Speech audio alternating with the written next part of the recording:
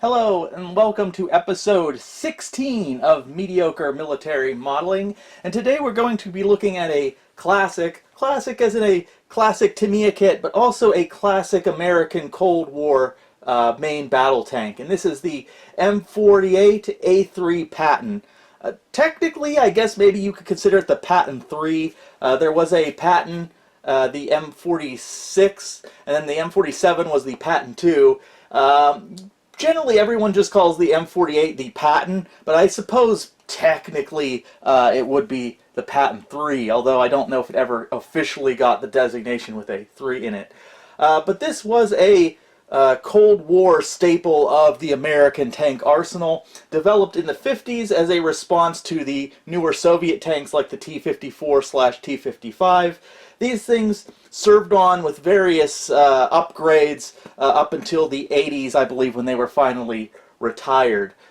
So, interesting tank here. The one we are looking at here, this is the M48, this is the A3. This version is the version of the tank that served in Vietnam, and this is the one I've gone with here. I've kind of modeled this one after a Vietnam War era M48A3. Specifically the United States Marines version, since both the Army and the Marines fielded the M48A3. Now, as for the kit itself, this is an older Tamiya kit. I don't know if it's a 70s or maybe it came out. I didn't check scalemates before this video, but this might be a 70s kit, perhaps also the 80s. I'm not sure, but it is an older kit. I did enhance this one with the Eduard photo etch. I didn't use every part of the photo etch kit you get from Eduard, but I did use a significant amount of it, so it is a little bit enhanced that way. But I think this is a decent kit even for just the base out-of-the-box kit. If you want maybe something that's a little bit of a step up from maybe the Walker Bulldog, I would still say this kit is out of the box is still fairly friendly for a beginner, but it might be a little bit step off if you're looking for a little bit more complexity here. So like I said, this is the A3 version of the M48. A couple interesting features of this tank. If you look right here, this is very similar to an M60 American main battle tank. Now I don't have an M60 to compare it to, but I think one of the more interesting things here is the front here. I believe they call this like the duck bill or a duck face. It's kind of very rounded. On the M60, it's more of an angle, sharp angle rather than rounded. This tank fields a 90mm gun right here. Not quite as powerful as the cannon on the T-55 and the T-62, but still an effective weapon for the time. Now, one of the features that you would find very common on the A3 version, especially in Vietnam, is this nice big searchlight on the front. I kind of like it. I think it looks really cool. It gives the tank, I don't know, it kind of makes it a little visually interesting to have that searchlight on there.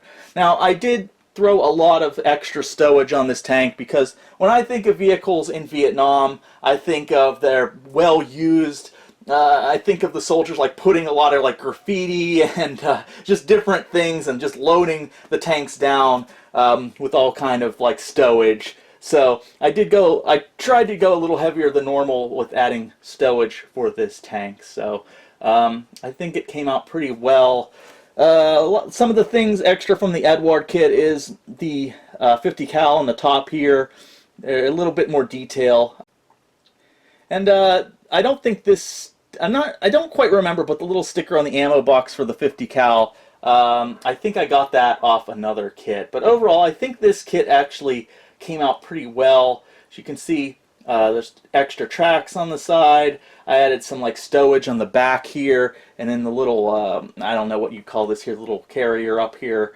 I tried to fill that up with stowage. So pretty decent kit. I'll talk about color very quickly because you wouldn't guess this as a war as relatively recent as Vietnam and well documented, but color came up again. Now, I've encountered colors with World War II vehicles, specifically Japanese vehicles, like what color was the Zero or what color is Panzer Gray, but I wasn't expecting so much debate on color for this tank, and it actually came down to the color green that the United States Marine Corps and the Army used in Vietnam were different. And so I did a lot of wading through forums trying to decide what color. I wanted to go with the Marines version, and I wanted to go with what color they went with, and I was trying to decide what color. You would think it would be straightforward and well documented, but there's apparently still a lot of debate on what color the Marines used during the Vietnam era. And forest green came up a lot, and I think forest green would be a good pick, but I went with this one here. This is from AK, and this is United States Marine Corps green. So this is what I went with, and I think it turned out pretty good. It's FS 34095, which is not the same FS color as forest green, so it's a little bit different, but I think it mostly looks the part. Now, when I originally sprayed the color on, I was actually a little disappointed with it, as in it's a little bit lighter than I expected it to be. I was expecting a little bit darker of a color, and I don't blame it on the paint, because I used the same paint for another Vietnam era vehicle, and it turned out exactly how I expected it to. So I think it was my fault. I think I lightened it a little bit too much, maybe, but that's okay. It's Vietnam. Maybe it's a little sun faded. But overall, I think it turned out pretty good.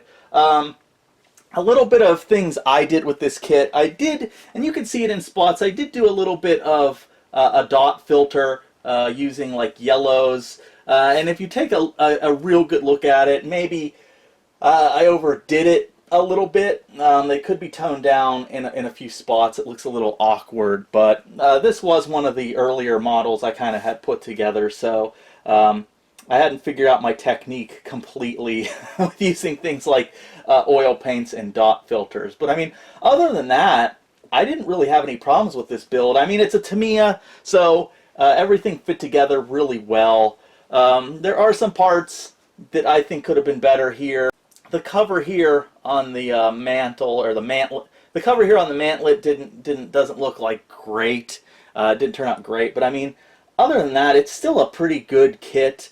I did a couple other things for visual interest here, or choices I made. For instance, if you notice, the green here for the searchlight is a little bit different, and for that I went with Tamiya paint. I don't know the exact number, but it's the olive drab for the Japanese Defense Force. And actually, from my research, that actually comes out pretty close to what the U.S. Army was using during the Vietnam War, which I believe the olive drab during Vietnam was a little bit on the darker side compared to maybe what they were using during World War II. So I kind of added a bit of story with this tank, as in maybe something happened with their searchlight, and they had to grab a replacement, and what they had at the depot at the time was from the U.S. Army, so that's why they put that on there. So it's a little bit different color contrast with the U.S. Marines green here on the tank itself. The other thing I did is, especially if you look at the box here, one of the features of this tank was the 50 caliber was usually mounted here in the cupola up here, and it could be fired under protection.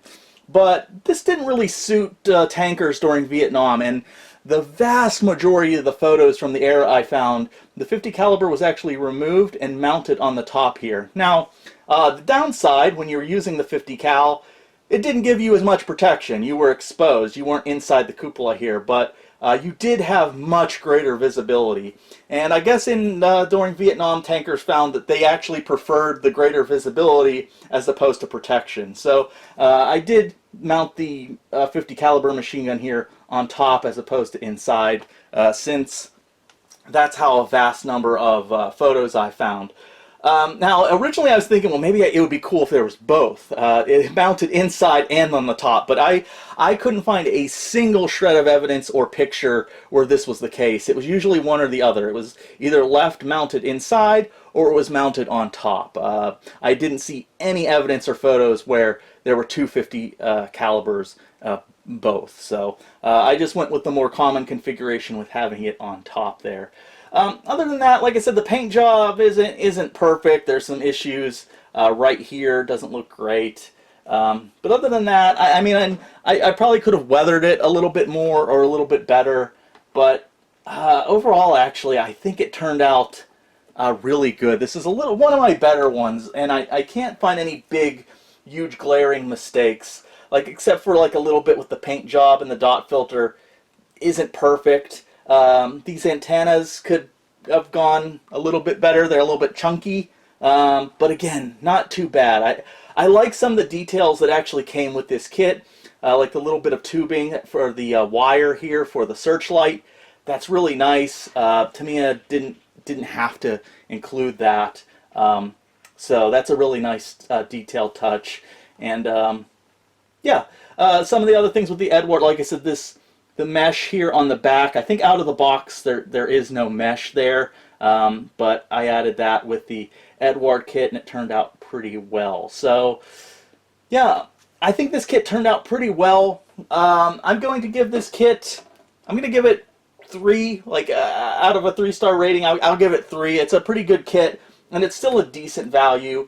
Now if you want detail, of course, if you want to do an M48A3, there's a lot newer kits like TACOM. If you want to pay maybe like $20 extra if you can find it, you'll probably get a lot more detail than this old Tamiya kit, but I think mine turned out okay. And especially if you want to use the Eduard photo etch with it. Of course, if you're going to spend 14 or 15 bucks for the photo etch kit, you may as well get something from like TACOM. You're approaching that price at that point anyways. Unless you can find this kit for like a really good deal, like 15 or 20 bucks, which I suppose is possible. So on this channel, I give myself 3 ratings here. The worst is a artistically inclined 5th grader, could do better. The middle is that good old college try, and then the best rating I give myself is certified mediocre. And I think it's safe to say I don't want to toot my own horn, but I think I did, by my own standards, a pretty good job with this kit. So I will give myself a certified mediocre. I really like this tank. I like the subject matter. A little bit different. I went with the U.S. Marines version as opposed to the U.S. Army, and I think it turned out really nice here. So yeah, this is actually one of my favorite tanks that I've done. Like I said, if I had to go back, I'd probably do some more weathering. We're going to soon get into some kits that I've done more recently, where I've done some more weathering, and I think I've really taken things up a notch. But for one of my earlier works, I actually think it did an okay job here. A little bit, you know, I tried to put some more mud on here, seeing it's Vietnam era. Some of it, though, over time has gotten a little bit lighter than the rest of it. Looks a little bit awkward, so I don't know, maybe I'll go back and touch this guy up eventually. But yeah, I really like this kit. I would definitely recommend the M48A3, and if you're a Cold War guy, this is like a staple tank for the American arsenal. So thank you for watching, and I will see you in the next video, episode 17. We're going to be looking at another Vietnam era vehicle, so stay tuned for the next video.